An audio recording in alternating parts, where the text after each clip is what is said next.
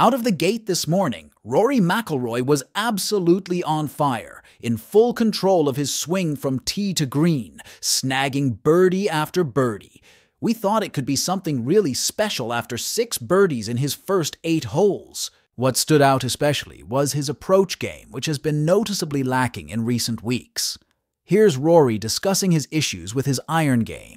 Yeah, I have this amazing feeling with my woods at the minute, but when I try to recreate that feeling with the irons, it starts left and goes further left. And I think it's to do with, you turn harder with a wood and you're sort of clearing harder, and then feeling of at the top in transition.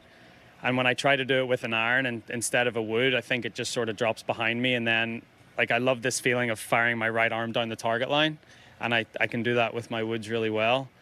But then when I try to do that with my irons, it club face closes over and goes left. So it's almost like 2 different swings. I have a swing thought for my woods, and I need a different swing thought for my irons, and that's sort of what I've been working on over the last couple of days. But everything else feels pretty good. So if I can get the irons tightened up, I feel like I'll be in a good spot. And in a good spot, Rory is, as he finds himself in a tie for the lead after the first round. His strokes gained approach stats were miles better than his final round at Bay Hill.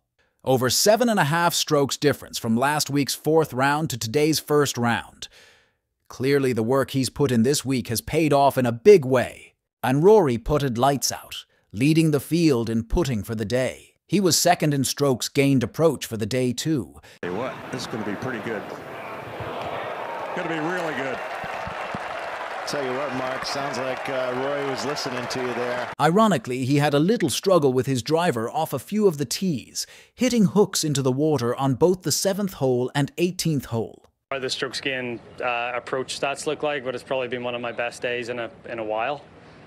Yeah, the feeling is good with the irons, and the feeling with the driver and the woods and the 3-wood is just a little bit different. But as long as I remind myself on the tee box that okay, this is a wood, and I get on the fairway and this is an iron, and I have 2 different feels and 2 different thoughts, then it's okay. But yeah, much improved on the approach play today, which was really nice to see. We'll see if Rory can eliminate those hooked tee shots and keep up the great approach play the final 3 days. But what did you think of Rory's round? Will he be able to figure out consistency with all aspects of his game before the Masters? Let us know in the comments down below.